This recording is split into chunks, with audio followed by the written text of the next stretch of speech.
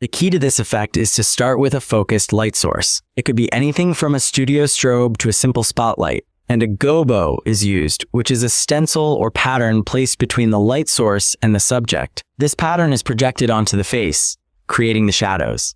Are there specific elements you'd like to focus on, like the positioning of the light, the type of gobo, or anything else? Today we're going to be testing out an AI that we can talk to, and it will reply back to us in real time, and we can share our screen with it so it can see what we're working on. Just like in my video from a couple days ago, where I analyzed a mood board with this AI. So I'm going to do something similar again today, but I'm also going to show you the system instructions, which are basically like the rules the AI follows in order to act like a creative director with experience in the fashion industry. That way we can learn the most and we can get the most accurate results. This video was inspired by Rodrigo Aguade, who commented that they're interested in the specific parameters or system instructions for my creative director assistant. This one's for you, Rodrigo, and everyone else who's just tuning in for the first time. Make sure you smash the like and subscribe buttons. There are two components for making this work. The first is the Google AI Studio. The second is an LLM like Claude or ChatGPT. Whichever one you prefer to use doesn't really matter. For this example, I used Claude. Whenever I'm creating system instructions for an AI, whether that's Claude, ChatGPT, or Google Gemini, I get the AI to refine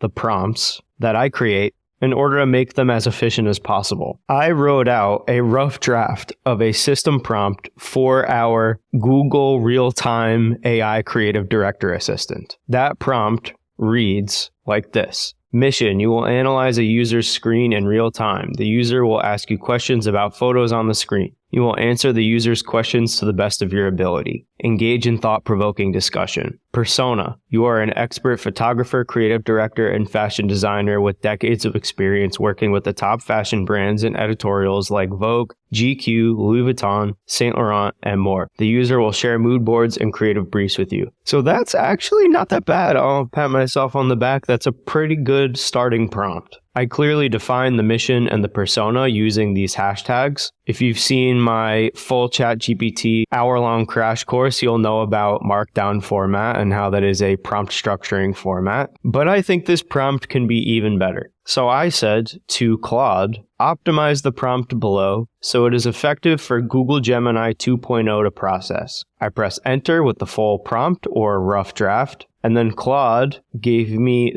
this full prompt. The key improvements Claude made in comparison to my rough draft prompt are specific sections which add clear structure. It expanded the expertise areas to give Gemini more context, included an analysis framework to guide responses, added specific interaction parameters, created a consistent response format, made capabilities and limitations explicit, and incorporated elements to facilitate natural conversation flow. When I turn this on in a second and I start interacting with the AI, you'll see that it will actually ask me questions after it tells me about something in order for me to engage in conversation with it. This prompt is pretty good, and from here I can just copy this whole thing and then paste it here into the system instructions in the Google AI Studio. But I want to take this one step further, because I want this to be as accurate as possible. I then told Claude to convert the prompt to XML format.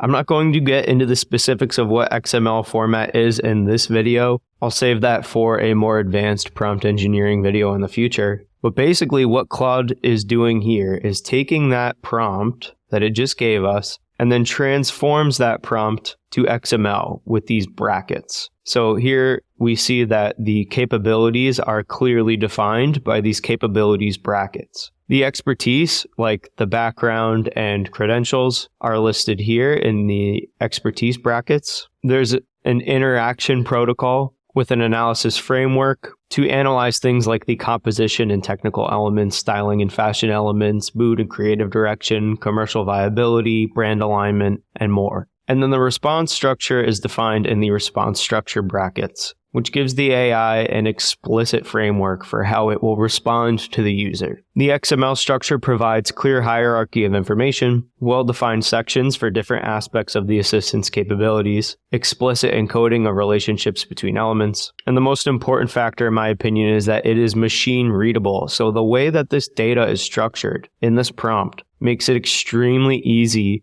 for the AI to understand exactly what it needs to do, improving the output to achieve a very consistent user experience. Now that we have our XML prompt, I'm going to press this copy button, go back to the Google AI Studio, paste the system instructions here, looks super clean. I'm going to pull up one of my mood boards that I want to analyze here, and then I'll press start recording and select video source, screen, then I'll press share. Can you see this mood board that I'm looking at? Yes, I can see the mood board you're looking at. It looks like it has a variety of images with a consistent style. Would you like me to provide any feedback? This is a mood board that I created around the aesthetic Gen X Soft Club. First, give me a little more context about the Gen X Soft Club aesthetic and the related music genre Gen X Soft Club. Okay, let's dive deeper into the Gen X Soft Club aesthetic. It seems to be drawing on a blend of late 90s and early 2000s vibes, with a focus on minimalism and cool, muted color palettes. The fashion elements feature simple, sleek styles often seen in that era, like straight-leg denim, and some more experimental pieces. The images evoke a feeling of calm sophistication, which suggests a connection to genres like chillwave or dream pop, which features synths and ethereal vocals. Is that the direction you were going for? Yes, that was the direction I was going for. I noticed that a few of my favorite artists like Blur and Radiohead released music around the time of Gen X Soft Club, and all of the album art is pretty consistent. I'm wondering if there was a specific artist or creative director that is responsible for this style. Is that something you can tell me about? Yes, I can certainly speak to that. It's interesting that you mentioned Blur and Radiohead, as both of those bands' album art often utilized a minimalist and somewhat conceptual aesthetic, which I see reflected in this mood board. However, I'd say the creative director who often employed these visual techniques would be David Carson. Can you tell me a little bit more about David Carson? Certainly. David Carson is an American graphic designer and art director known for his innovative and often chaotic approach to typography and layout. He gained prominence as the art director for Ray Gun magazine in the 1990s. Carson's style often incorporates deconstructed text,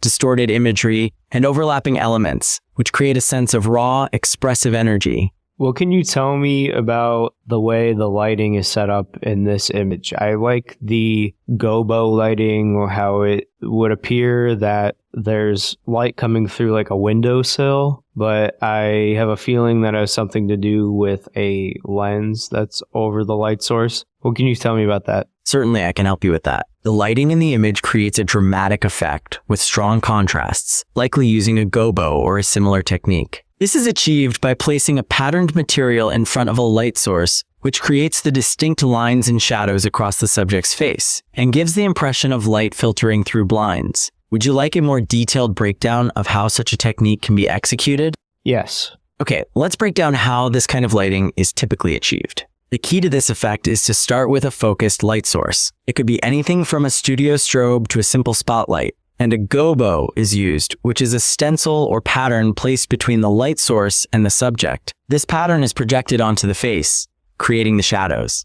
Are there specific elements you'd like to focus on, like the positioning of the light, the type of gobo, or anything else? Yeah, let's talk about the type of gobo. Okay, let's delve into the type of gobo that might have been used here. Based on the pattern of the shadows, it appears that a linear gobo was used, which means a pattern with parallel lines or bars that creates the effect of window blinds. These gobos are often made of metal or heat-resistant materials, but can be fashioned from anything that will block light in a desired shape. And this type of gobo tends to create strong graphic shapes that help define a subject. Is there anything about this pattern that interests you in particular? I like how it makes the image feel like it's in a 1950s gangster movie, but the image also still seems very modern to me. It doesn't feel that nostalgic or retro. That's an astute observation. The image does have a certain timeless quality because of the use of black and white, And the high contrast can give both a classic film noir feel as well as feeling very contemporary. The strong lines from the Gobo pattern are definitely reminiscent of classic 1950s gangster films, but the minimalist composition keeps it from feeling dated. Do you have a specific feeling you are trying to convey with the imagery you create? I'm trying to do a fashion photo shoot that draws inspiration from this.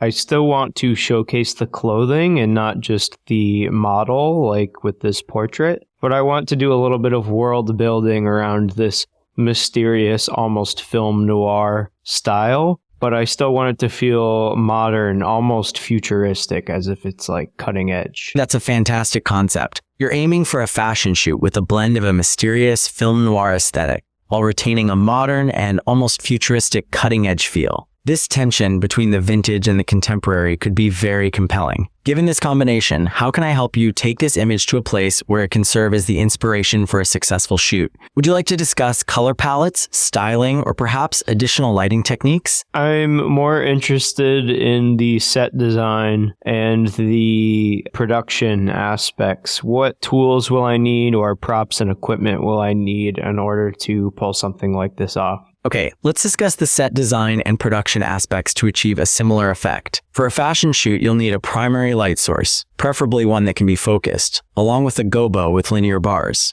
and a gobo holder. You'll want a black backdrop and space to manipulate the light. You might consider a fog machine to create a more mysterious ambiance, and you will of course need appropriate camera equipment. Do you have specific tools that you already have, or do you need a full list of suggestions? I have some tools, but I'm curious to hear your full list of suggestions. All right, here's a more comprehensive list of tools and equipment you might find useful for your fashion shoot in order to achieve your desired effects. A high-powered strobe or studio light with modifiers, a linear gobo with a variety of patterns for flexibility, a gobo holder in stand, multiple C-stands for mounting equipment, seamless paper backdrop in black and a gray, a professional camera and a selection of lenses, a tripod, a fog machine with liquid, and a soft box to diffuse the light, and a light meter. Does this list help you prepare for your upcoming fashion shoot? Yes, thank you so much. All right, so that's it for this video. In the future, I'll be adding more functions, and maybe we'll even incorporate some code or something like that to link the voice assistant with my Shopify store, help me run my business. Things outside of just analyzing images and lighting. So be sure to subscribe if you want to see videos like that in the future. If you want access to the prompts, make sure you grab them at the link in the description, and I'll see you in the next one.